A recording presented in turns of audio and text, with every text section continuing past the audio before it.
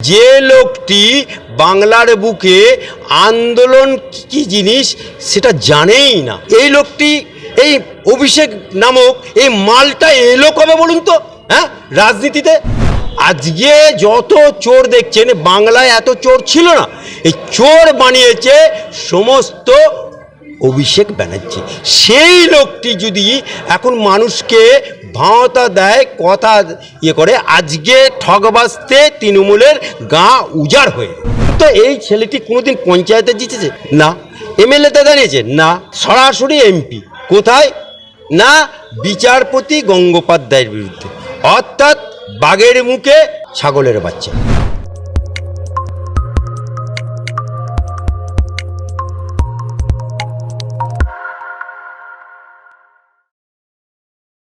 Sir, শোনা যাচ্ছে অভিষেক ব্যানার্জি বলছেন যে নরেন্দ্র মোদী যদি 5 বছরের জন্য গ্যাস ফ্রি করে দেয় তাহলে 42টা আসন থেকে তিনি প্রার্থী তুলে নেবেন।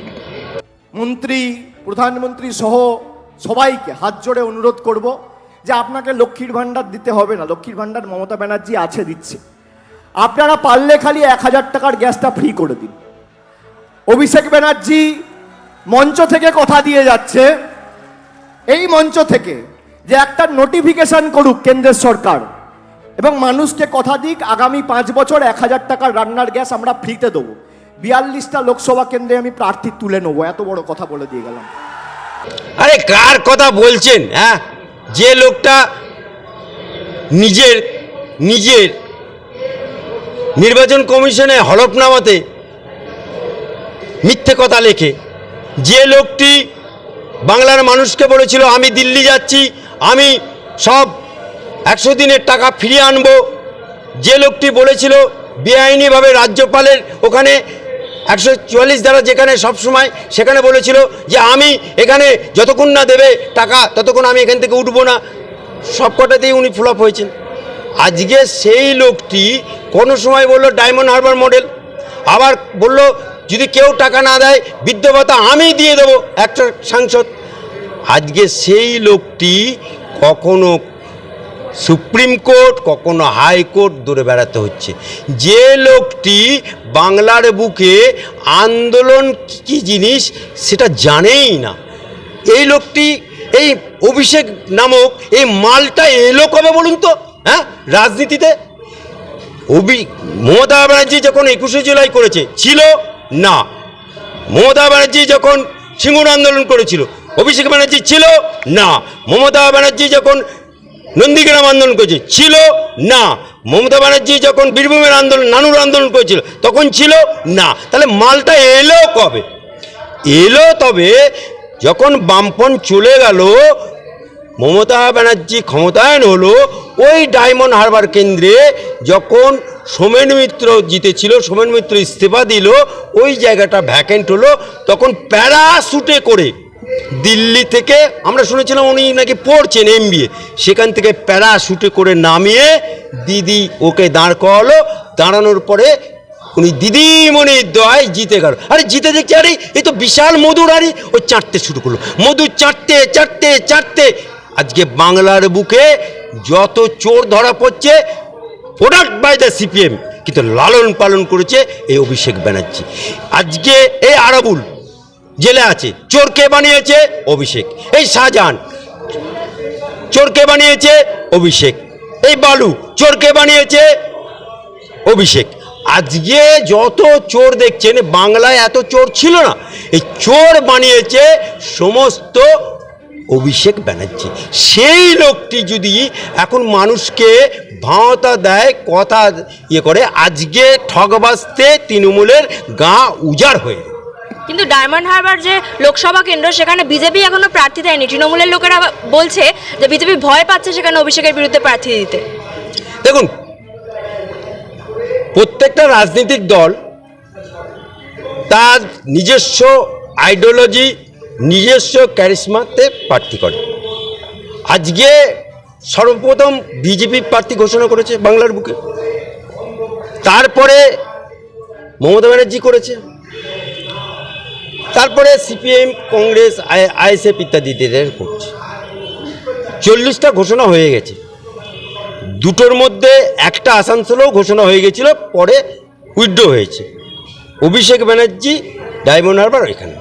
এখন বিজেপি স্ট্র্যাটেজি নিয়েছে যে অভিষেকের বিরুদ্ধে এমন একজন প্রার্থী করা হবে যে প্রার্থীটি অভিষেক ব্যানার্জিকে হারাতে পারবে। সেই কারণে আজকে কেউ ভেবেছিল যে আমাদের অভিজিৎ গঙ্গোপাধ্যায় বিচারপতি প্রার্থী হবে, এটা কেউ ভেবেছিল হাইকোর্টের?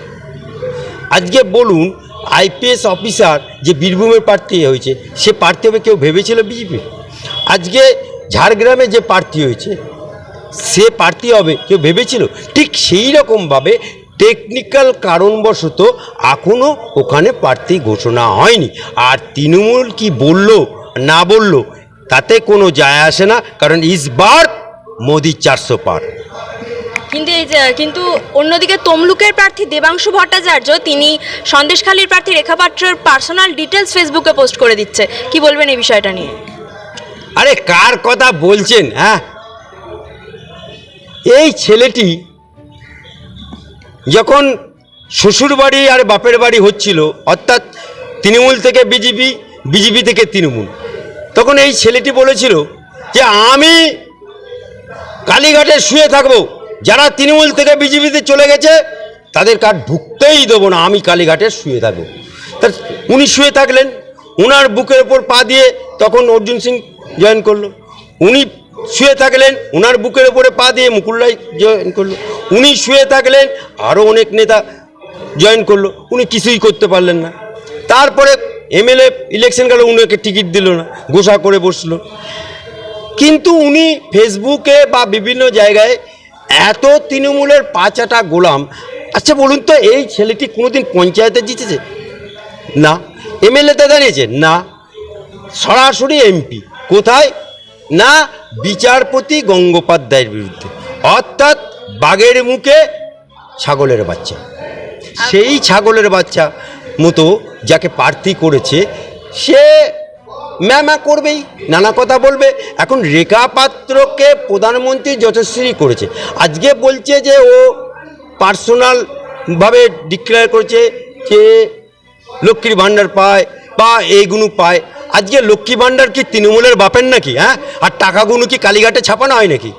টাকাগুলো কি কালীঘাটে ছাপানো হয়? হ্যাঁ, ওগুলো তো জনগণের টাকা।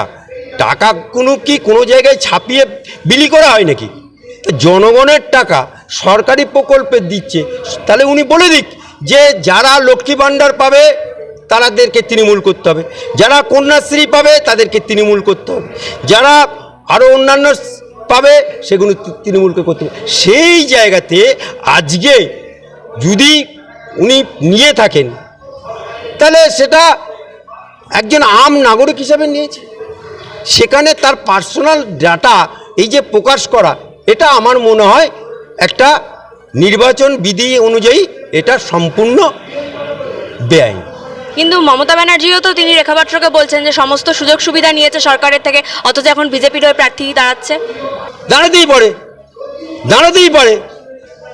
ভারতীয় জনতা পার্টি এমন প্রার্থী করেছে যে শোষিত, নির্যাতিত, অত্যাচারিত একটা নিম্নবর্ণের ঘরের মেয়েকে যদি প্রার্থী করে, এই চন্দনা বাউরি প্রার্থী করেছে।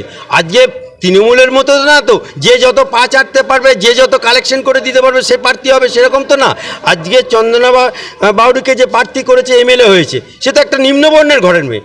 আজকে এই রেখা পাত্রকে দেশের যশস্বী প্রধানমন্ত্রী ফোন করেছে, সুতরাং তার একটা নিম্নবর্ণের, অর্থাৎ তৃণমূলকে চায় না নিম্নবর্ণের লোক প্রার্থী হোক, সে এমপি হোক, দিল্লিতে যাক, এটা কি তৃণমূল চায় না? তৃণমূল খালি চায় যে খালি ওদের লোকই যাবে, আর বিরোধী পক্ষে কেউ যাবে না, নিম্নবর্ণের লোক কেউ যাবে না। আরেকদিকে উনি বলছেন যে সিপিএম, কংগ্রেস এদেরকে ভোট দেওয়া মানে বিজেপিকে ভোট দেওয়া। হ্যাঁ, মমতা ব্যানার্জি এখন সবইতেই বিজেপি দেখছে। এই কারণ ওনার বাড়িতে ওনার যখন মাথাটা ফাটলো, কপালটা, সেই কপাল ফাটা অবস্থাতে রক্ত গড়তে গড়তে গড়তে মুখ পর্যন্ত, ঠোঁট পর্যন্ত চলে এলো। একটা হাই প্রোফাইল মুখ্যমন্ত্রী, যেখানে 24 ঘন্টা ডাক্তার থাকে, যেখানে 24 ঘন্টা একটা নার্স থাকে, যেখানে এত কিছু, সেই হাই প্রোফাইল মুখ্যমন্ত্রী যখন কপাল ফাটলো, আজকে এটা বাইরে যদি ফাটতো তাহলে বলতো ষড়যন্ত্র করেছে বিজেপি, বা কেউ বলে দিত শুভেন্দুর লোক দিয়ে ফেলে দিয়েছে ইত্যাদি ইত্যাদি, বা কংগ্রেসের লোক করেছে, বা তিনি সিপিএমের লোক করেছে। কিন্তু এটা তো তার ঘরে, পার্সোনাল ঘরে, সেখানে তো কারোর অনুপ্রবেশ নেই, সেই প্রবেশ নেই। সেই জায়গাতে এই মাথাটা ফাটলো, সেখানে একটু ডেটল পেল না, কেউ একটা রুমাল পেল না, একটু তুলো পেল না, যে মানুষটির মাথাতে রক্তটা মুছিয়ে দেওয়ার লোক নেই, সেই লোকটিকে একটু কলকাতার এসএসএস ক্যাম্প পর্যন্ত নিয়ে আসা হলো এবং টিভিতে দেখতে পাওয়া যাচ্ছে। এই লোকটি যখন দেখলো যে আমার রক্ত মোছার লোক নেই, এই ফ্রাস্ট্রেশনে ভুগে এখন তিনি অনেক কথাই বলছেন বিজেপির বিরুদ্ধে, কারণ ইনি বিজেপির ডিএনএতে জন্ম এনার, সুতরাং এখন উনি বিজেপির বিরুদ্ধে চান করবেন, কারণ ইন্ডিয়া জোট ফ্লপ হয়ে গেছে, কারণ একটা করে মুখ্যমন্ত্রী জেলে যাচ্ছে, সুতরাং উনি এখন ফ্রাস্ট্রেশনে ভুগে এই সমস্ত কথাবার্তা বলছেন। উনি তো ইন্ডিয়া জোট নিয়ে বলছেন যে উনি তৈরি করেছিলেন, ইন্ডিয়া জোটের নামও ওনার দেওয়া, এরপর ভোটের পর উনি দেখে নেবেন সেটার কি হবে। আরে আমরা তো গ্রামে গঞ্জে কলকাতার বুকে ইন্ডিয়া জোট উনি যখন নাম করলেন, ফটো তুললেন, আর যাদের সাথে ফটো তুললেন তারাই এখন জেলে যাচ্ছে একের পর এক।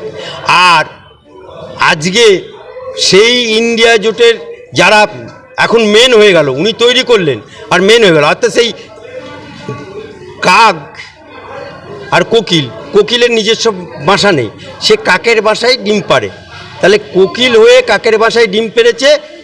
যখন বোঝা গেল যে কাক দেখলো আরে এ তো কোকিল, তো তখন লাত মারলো। ঠিক সেই রকমভাবে আজকে কাকের বাসায় কোকিল ডিম পেড়ে চলে গেছে, অর্থাৎ মমতা ব্যানার্জি তৈরি করেছে, এখন ইন্ডিয়া জোট থেকে ওনাকেই লাত মেরে তাড়িয়ে দিয়েছে। অসংখ্য ধন্যবাদ স্যার আপনাকে।